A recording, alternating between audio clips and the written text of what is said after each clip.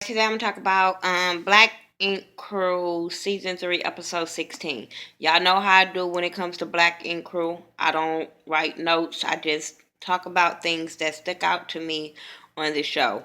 Um Now we're gonna talk about like what? Three things that happened on the show. Just go from there. No step by step. If you want to see full reviews, check out my cousin Mike B 801, Ashley Miller, Bondi Blue, um, another YouTubers that's in the family. Check them out. Lady Nika do talk about Black Ink Crew. So check those YouTubers out to see a full review. Um, but let's talk about it. First, let's talk about Puma because his stuff really wasn't that much. Um, we find out that his wife ended up leaving and going to Atlanta because she ain't got time for him. She ain't got time to be visiting him in jail. She ain't that kind of wife. She ain't got time for all the bullshit he going through and the shit he is getting himself into. And if he want to come and be with his wife, so be it. But fuck it, she gone. Um, what was crazy because they was trying to milk it about this baby crying, and she was only crying because he wasn't getting in that car. And I was like, that baby will be crying regardless if he was in the same city or state because she loved her father. I get that, but don't make it seem like, oh, because he not going to Atlanta. That baby always fucking crying. I'm just saying. Like, remember he had to take the baby to her job when she was trying to work for Walt. So that baby always crying to me. Um but yeah, so she ended up leaving. Puma ended up talking to Sky because Sky is the only one that's reaching out to him, especially since that Instagram post. Now, I don't know if I talked about this because I don't remember if I did last week review. And the only reason why I didn't, and if I felt like I didn't, is because it was stupid. I didn't get what I needed from Sky and Duchess getting into it. So I was like, fuck that whole damn review. Um, but she's the only person reached out. And a lot of them brushed that off. But I kind of felt the way of them brushing that off, especially as them being friends for so long and all that. And then, well, I don't really know their kind of friendship and have he done this type of shit before. But with all the suicides that be going on, and then I have someone really, really close to me that committed suicide, so I had a problem with them just kind of brushing that off and laughing that off. But it was cool for Sky, out of all of them, to reach out to him and talk to him and even call him out on his shit because she didn't just go over there and rub his wounds or whatever. She called him out on his shit. Like, nigga, you put a lot of people in danger. What did you think was going to happen when you pulled out that bottle? He said, I want to see blood. And I'm like, okay, yeah, that's what happens when you come to a fight. But I don't know. When you doing lifelong friend kind of fights, you don't really try to kill him. You know what I'm saying? But hey, a fight is a fight. Um, but yeah, that's basically what their conversation was about. Was her just calling him out on his shit. He wasn't really wanting to take ownership of his bullshit, but that's Puma, so that's what we expect from little ass kids like Puma. Um, I just want Puma to get his shit together. I really want him because I think he gonna go fucking crazy because you can see to him. I can see where he feel like everybody is against him. Everybody, what them to me didn't have issues with him. You know what I'm saying? Him and Teddy really didn't have issues with Puma, so they really had to take sides of working at Black Ink or whatever. Maybe Walt was mad because he fought at his event, but no, because that wasn't even his event. Both of them was walking in that damn event. But maybe, that's what he felt the way. But maybe, I can see Puma feeling a way about everybody not his friend anymore. Now his wife and left him.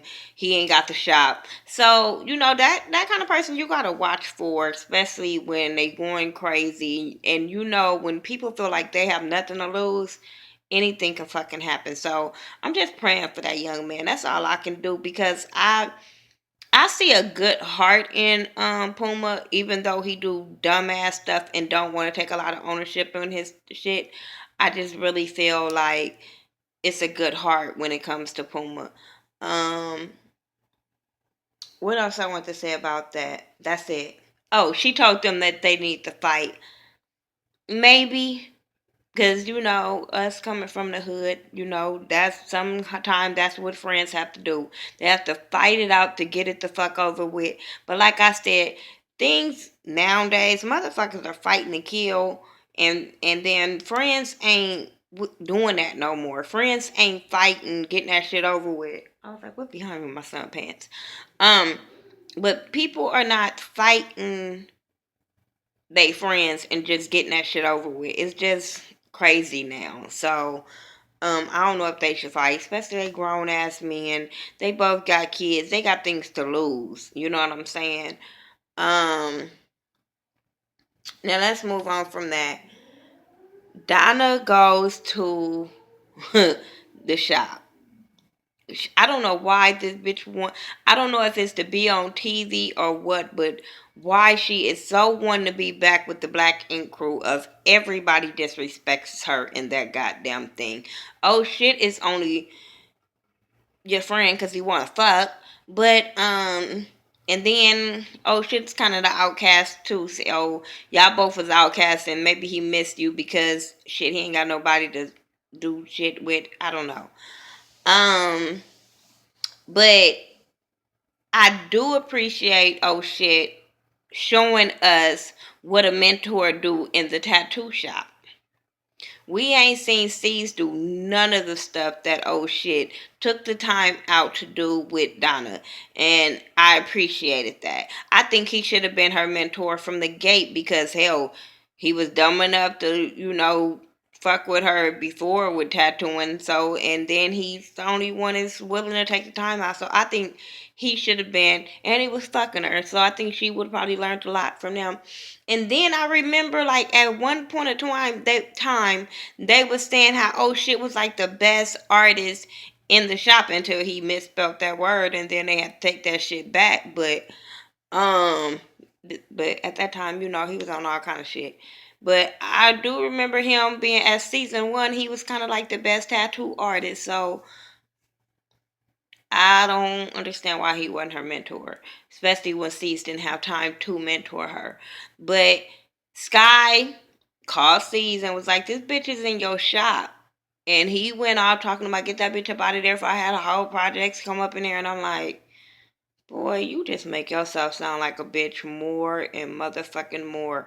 But I get it. You don't want her in there. Put her out. But you ain't gotta go send the projects up in there to fucking fight. When you a fucking business owner, you don't stay on TV. You gonna send some goons. I don't know why I be looking at him as a business owner. I really, really don't. I really don't. I be getting myself worked up for no damn reason. Um, but she leaves and she feels some kind of way about oh shit telling her to come down there. But oh shit, at least he admit after she leave, which I think he should admit it when she was there, that I didn't think they was gonna be here. Maybe I should have called her in a little bit earlier. But he be trying to make it seem like oh he was just trying to fuck, but he's really trying to mentor this girl. Um, then we see a scene with her and her boyfriend in the house, and that's when she had to, cause he gave her a prosthetic little arm to tattoo on. So she took that home and she did what she had to do, and I thought that was cool. I didn't care about that little scene. But then it was a scene where, oh shit, went to her house and he went to go check up on her work and he checked her work and he gave her a critique and she was like, okay, I'm gonna take it back up there and I'm gonna work on it. And I thought that was cool. They was having a really really nice conversation. Then her little ugly ass boyfriend walked up and this his hair should have been like this when we first seen him, but I still think he ugly than a motherfucker. I don't know, he just ain't my cup of tea. And then when he talked, he really wasn't my motherfucking cup of tea because he goes off on her, and maybe she did some slick shit and went downstairs and didn't say who was gonna be downstairs or whatever. But the way he reacted was bitch made to me because he was like, "Why he not coming up in the house?" Whoop whoop. I get that part, but I'm sitting there like, Okay, well, if you wasn't home or whatever, my dude, like, would have mattered? You still feel some kind of way about this dude, regardless if he was in your house or not. Maybe because as a woman, I would have felt that would have been a sign of disrespect to have a nigga I fucked in my dude's house that I'm fucking. So maybe that's why she didn't bring him in the house, you dumb fucking idiot. Maybe you should have went outside with her. I don't know. But I just felt some kind of way of him blowing up at her for not letting homeboy in the house. But whatever. But oh shit, you're a better man than a lot of my homeboys, because my homeboys would have two-pieced this motherfucking ass the way he was talking to you. You know what I'm saying? And he was like, nigga, ain't gonna be calling my girl at 1 o'clock in the morning and asked her on a date or woo woo woo. But the way he was coming at him, my homeboys wouldn't have let that even conversation ride. They would have just two-pieced him for even coming at him disrespectful instead of coming at him like a man. I'm just saying. Um, but oh shit, let him talk. I don't think oh shit was scared of him. They made it seem like he was scared of him, but I really don't think that he was scared of him. And I really think oh shit probably felt like, nigga, this ain't my fight and this is not what I came here for. Like, I already be on probation. I ain't got time for this shit. Or maybe he was scared, but I wouldn't have been. I don't know. I would have stumped the hole in that little fucking mouse. I don't know. Um, and then the way he talked to her and walked off, I was just like, boy, you too disrespectful for me. But let's get on to the main little bullshit. And the only reason why I talk about them last is because this is why I don't review the show, because they be sitting around them too and I don't like them too. So it really doesn't matter to me. So, but they're in North Carolina because Duchess is so gung ho on moving to North Carolina and getting her shop and not giving a fuck about the man she loves feelings. She don't give a fuck about the man she loves child, because it's all about Duchess to me. And like I'm so tired of Cease being a motherfucking punk every time this bitch cry. Every time she cried, then he changed his whole thought plan of what he wants to do. And he be all gung-ho up in a fucking confessionals of what he don't motherfucking want. But then this bitch cry, it be a whole different ball game. And I'm like, boy, you're going to be miserable. Do not move down there, down south, because of what she wants. Like, you're going to give up. To me, I feel like she's making him give up everything just so she can be with her family. Bitch, go back with your family. This boy got family. This boy got a daughter. This boy got a business that he owns. You don't own a business, and this business has been established. Now it's on TV.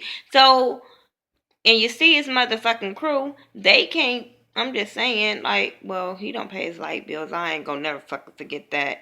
But, yeah, I just feel like she the one don't know how to compromise. She wants him to compromise so bad, but she don't know how to compromise. Then her daddy be trying to scare him into some shit, and I'm sitting there like, get the fuck out that relationship. But okay, I don't know. I'm a daddy's girl. I'm a daddy's girl through and through. My daddy passed away, but my dad never got in my relationships like that. He was either cool with the dude or he just didn't fuck with him. But he never got in my relationships where he was like, oh, well, you need to move. You need to do what she wants to do. Never tried to put his input into the relationship. It was either, if my daughter is happy, that's all that matter. You be cool with me, we be cool, we can play dominoes, whatever it is, but as long as you don't put your hands on my daughter. That's all it's supposed to be. But all of the family trying to convince him. I think I have the most problem is because to me, you guys are convincing him to leave his daughter where he already had problems with the baby mama. That's my whole problem. If he didn't have if he didn't have his daughter, maybe I'd be like, okay, well, maybe C's can hire somebody to run Black Ink.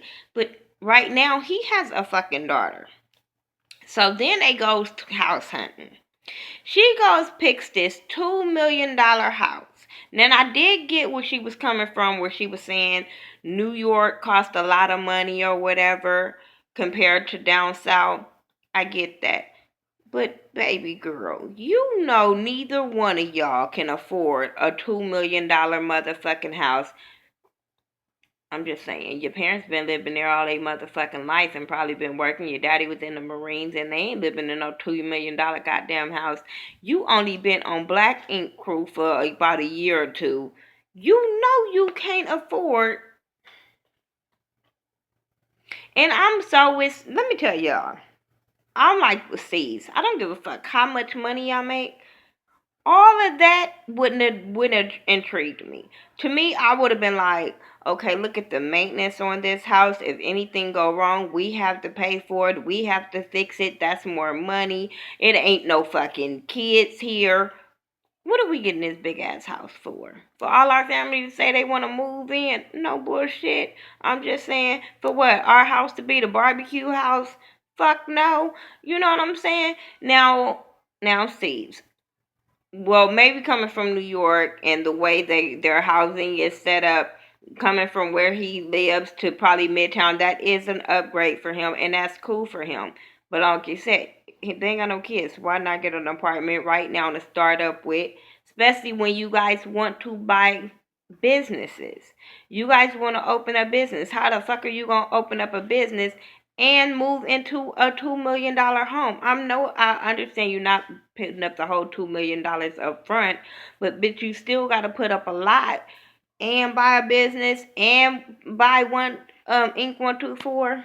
And have some motherfucking kids, and that baffled me. She all of a sudden more motherfucking kids, and I'm like, bitch, you were the main one gung ho when y'all was talking to Yandy. Not talking around, because she gave that excuse about talking about wanting kids around Inc. 124. I'm not gonna talk about that. I'm not gonna talk about that. But I'm like, bitch, when y'all was talking to Yandy and Mendici, you was saying you didn't want no motherfucking kids. Did you forget that conversation, bitch? But all of a sudden, now you want a house, now you want kids.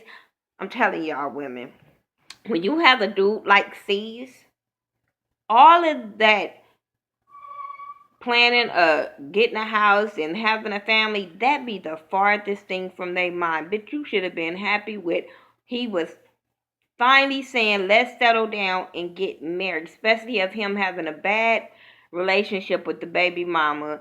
Girl, you should have been happy with that and let things flow.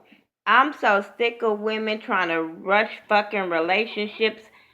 To me, it's kids come when they come. You know what I'm saying? God give us to them when they come. All this planning of, oh, we're gonna get a house, now we're gonna have a baby, and but you rushing it. I'm so tired of these goddamn people on TV rushing things. I'm like, y'all relationship ain't stable to be talking about, oh, we want some motherfucking kids. I'm sorry. Y'all relationship is fucked up to be saying, I want some motherfucking babies. Bitch, first of all, you gotta make sure his child support is taken care of and he got a good relationship with the first baby mama before you keep on adding kids to this equation. Maybe it's the old school in me. Maybe it's the good upbringing in me. I don't know, but I just see a lot of things different in life when it comes to bringing kids in the world and people in today's world. Because back in the day, people got pregnant and it was just like, okay, you got pregnant, you take care of your baby. But in today's world and the things that we're going through, I think people should be mindful of bringing kids into this world and rushing to bring them into this world and not thinking about things, not thinking about if the relationship gonna last, if we go off TV, would our relationship keep standing. Think about them kind of things before you start rushing to have kids and putting rings on your finger and signing the dotted line and moving across countries. People need to start thinking about that. Get off the reality show and then prepare for all of that and see if your relationship gonna last, Duchess. All I'm saying. And that's just an advice to Duchess as a woman, you know what I'm saying? But I don't like her anyway, so whatever. They go shopping, they go looking for tattoo shops or whatever, and she putting all her ideas. Even though she's had dumbass fucking ideas, she was shooting all his ideas down, and I'm sitting there like, but you need, I don't know, whatever. I don't care. Next week we gonna see her shitting on Black Ink Crew shop, and I'm sitting there like, nigga, that shows you she don't give a fuck about your dreams and your store and all that kind of stuff. It's all about her. Then we're gonna see a fight between Steez and Puma, and I didn't give a fuck about them squaring up. I just had a problem with them squaring up in a public establishment. Like people wasn't there. Y'all was in somebody else look like business. Come on now. Steez, you're a businessman, remember? You're a business owner. Remember? I don't get it. I don't get it. Anyway, sorry this review was so long because I didn't even mean for this to be 20 minutes long. But that's my thoughts on the Black Ink Crew Season 3, Episode 16. Y'all tell me what y'all think about it. If I missed something, it wasn't that important to me. But y'all can tell me what y'all thought about if I missed something and I comment back. But sorry. Um, Follow me on all social media sites by the Ghetto View, THA, not THE. Sorry that my lighting keep messing up if it's messing up on y'all end. But I'm your girl Miss Nika, and I'll talk to you guys later. Peace out.